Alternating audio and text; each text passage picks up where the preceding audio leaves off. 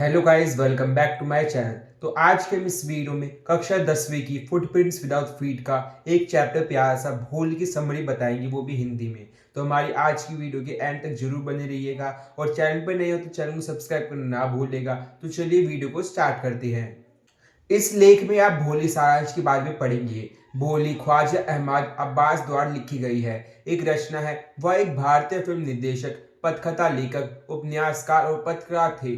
उन्होंने हिंदी, उर्दू और अंग्रेजी भाषाओं में अपनी रचनाएं की है।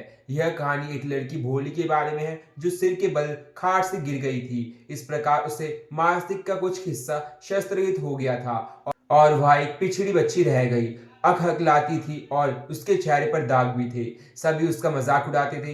हालांकि जब वह स्कूल जाने लगी तो उसकी जिंदगी बदल गई। एक दयालु शिक्षक से उसे प्रोत्साहित किया और उसने हकलाने की अपनी समस्या पर काबू पा लिया। इसके अलावा जब उससे दहेज के बदले शादी करने के लिए कहा गया तो उसे मना कर दिया। उसने कहा कि वह किसी लालची व्यक्ति से शादी नहीं करेगी। इसके विपरीत वह अपने माता पिता की बुढ़ापे में सेवा करेगी और उसी स्कूल में पढ़ाएगी जहाँ उसने इतनी अच्छी बात सीखी थी। यह कहानी एक लड़की भोली की है जिसका असली नाम सुलेखा था। वह दिमागी तौर पर कुछ कमजोर थी और इसलिए हकलाती थी। इसके अलावा वह चेचक की बीमारी से पीड़ित थी जिससे उसके चेहरे पर दाग पड़ गए थे। इससे वह बदसूरत दिखने लगी थी। इस प्रकार उसके फीके और बदसूरत चेहरे के कारण लोग उसका मजाक उड़ाते थे। साथ ही लोग उसे भोली भी कहते थे क्योंकि वह एक पिछड़ी लड़की थी। रामलाल के 7 बच्चे थे, 3 बेटे और 4 बेटियां। भोली सभी बेटियों में सबसे छोटी थी। भोली को छोड़कर बाकी सभी स्वस्थ और मजबूत थे। वह उसकी शादी के बारे में भी चिंतित रहते थे। एक दिन तहसीलदार साहब गांव में खोले गए एक प्राथमिक विद्यालय का उद्घाटन करने आए। उन्होंने रामपाल से उनकी बेटी को स्कूल भेजने के लिए कहा।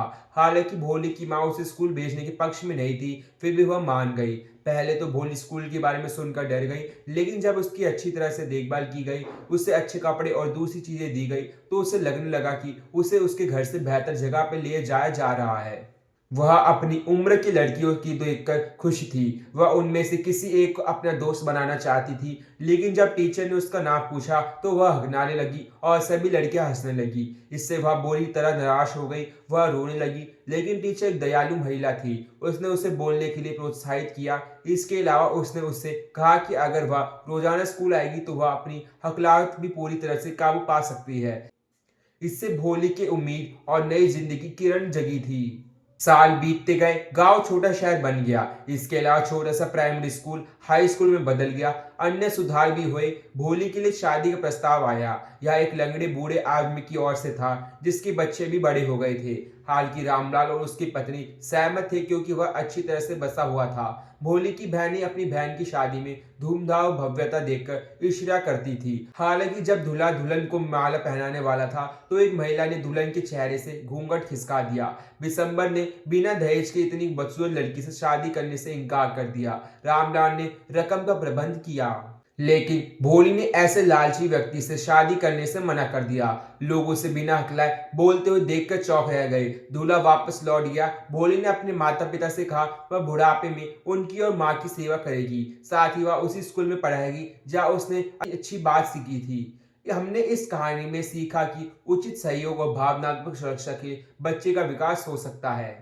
तो दोस्तों, हमारी आज की वीडियो में बस इतना ही था। आपको हमारी ये वीडियो कैसी लगी कमेंट सेक्शन में जरूर बताइएगा। तो ये मिलते हैं आपसे जल्दी न्यू वीडियो में न्यू चैप्टर के साथ। तब तक के लिए बाय बाय।